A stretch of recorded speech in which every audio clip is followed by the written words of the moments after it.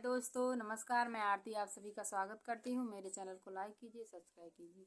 छोटा सा गीत गाने जा रही हूँ। सावन का गीत है। मोरे मैके के याद जब आई पिया छूटेला रोआई पिया ना। मोरे मैको की याद जब आई पिया छूटेला रोआई पिया ना। पापा बाटे हमार दिना देल बार बार, पापा बाटे हमार दिना देल बार बार। ससुर सालों की दर्दिना बुझाई पिया छूटेला रोआई पिया ना। ससुर सालों की दर्दिना बुझाई पिया छूटेला रोआई पिया ना। मेरे मैको की याद जब आई पिया छूटेला रोआई पिया ना।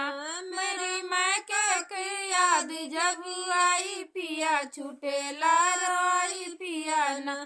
चाचा बाटे हमार दिना देल बार बार, चाचा बाटे हमार दिना देल बार बार।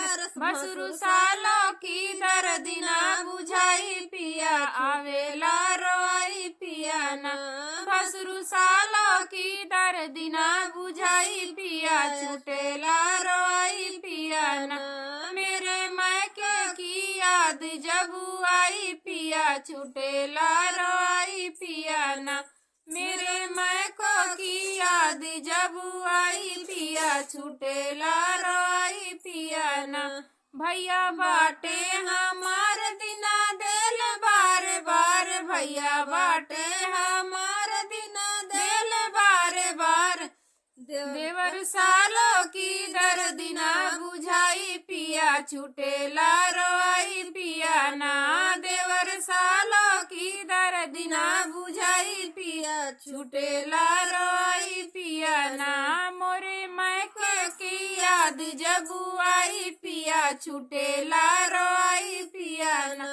मोरे मैके की याद जब आई पिया छूटेला रोआई पिया ना।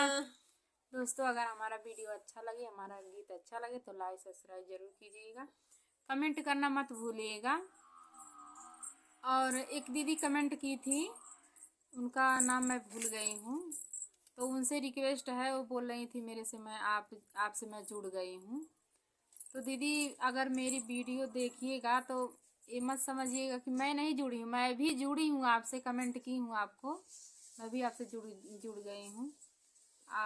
मैं भी आपको सपोर्ट करूँगी, मेरे को भी आप सपोर्ट करना, यही हम आपसे रिक्वेस्ट करते हैं।